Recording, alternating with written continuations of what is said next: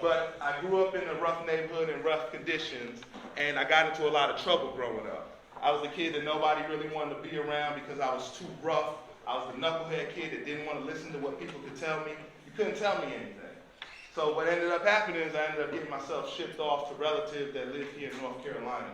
When my mother first came from Sierra Leone, she went to St. Augustine's College, and then she ended up taking some courses and led her to New York, and that's how I ended up in this world, because North Carolina was the original connection to it. So I came to North Carolina, and as I went through school, I would always get in trouble, I would always get into fights, be the person that had the thick, resume, teacher files and stuff. When they go and look at your file, I had that thick file that was like this long with all the problems and the trouble you got into. And every time in my life, I had to come to this point where one day while I was sitting in one of my classes, someone said to me when I was getting up to be the class clown or say something, they said to me, "You were never going to be anything." One of my classmates, just like you're sitting here, but I was in probably about the 8th grade, and they looked at me and told me I was never going to be anything with the look of disdain.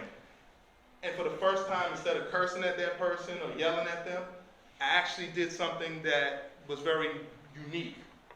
I actually listened to the feedback.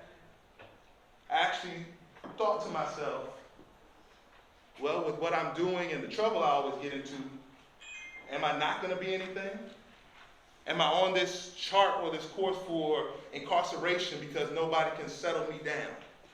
And so I had to make different choices with my life. And so ever since that was posed to me, that I was never going to be anything, I had to chart my own journey. And right now, all of you all, hopefully you've never had anyone tell you, has anyone ever been told they were never going to be anything? Raise your hand and be honest right now in this moment. We're going to clean that. Anybody? Go ahead, raise your hand. Clean yourself, be honest. Because this is what this is about, been bringing this real self to the core.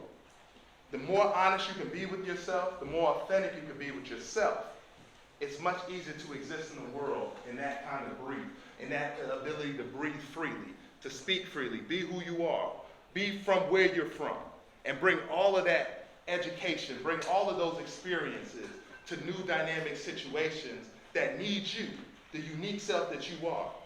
So let's get back to the future, right?